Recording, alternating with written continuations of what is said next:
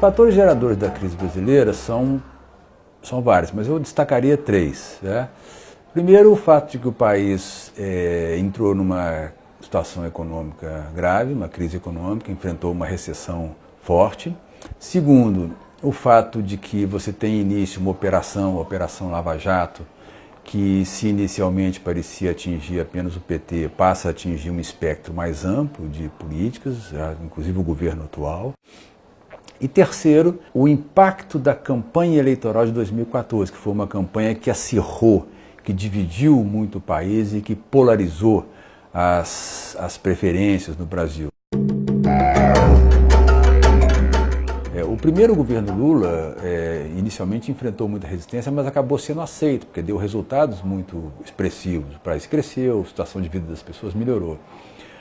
Mas, à medida que o PT começou a ficar muito tempo no governo, isso começou a acirrar muitos ânimos, isso começou a criar um antagonismo entre campos no Brasil. E esse antagonismo, então, ele vem crescendo. Ele atinge um seu ponto de ebulição muito forte na campanha eleitoral de 2014. E hoje ele piorou. Hoje, por que piorou? Porque antes a polarização que existia no Brasil entre PT e PSDB era uma polarização relativamente moderada. Agora nós temos uma extrema-direita ganhando força no país. Essa extrema-direita não é conduzida pelo PSDB, mas ela surge como filho não esperado, vamos dizer assim, da campanha de 2014. E é claro que isso gera, então nós estamos vivendo um cenário de polarização intensa que foi crescendo e a eleição de 2014 aumentou isso. O impacto do impeachment da Dilma, quer dizer, muita gente achava que a saída da Dilma resolveria a crise no Brasil, que a Dilma era, vamos dizer assim, o elemento central da crise. Hoje é evidente que não é.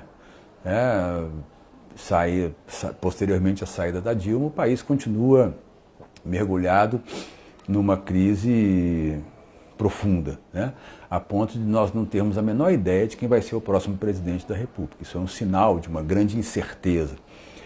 O país teve alguma melhora no plano da economia, mas ela é muito, muito pequena, não é nem sentida pela população, mas teve uma piora na situação política, uma piora expressiva na situação política, na medida em que hoje nós temos, inclusive, um governo que o presidente e os seus principais auxiliares, todos eles acusados de corrupção.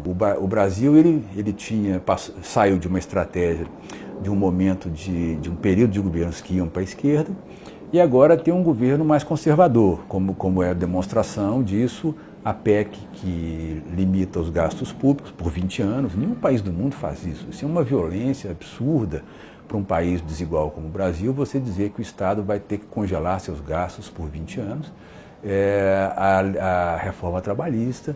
Então são sinais claros de que o país começou a ir para a direita.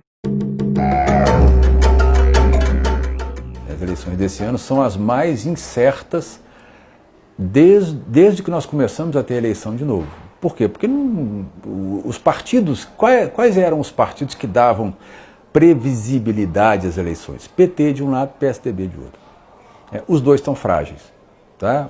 Lula preso, se o PT lançar um candidato agora, esse candidato sai com muito pouca intenção de voto, o PSDB tem sérios problemas, o candidato Alckmin é um candidato fraco.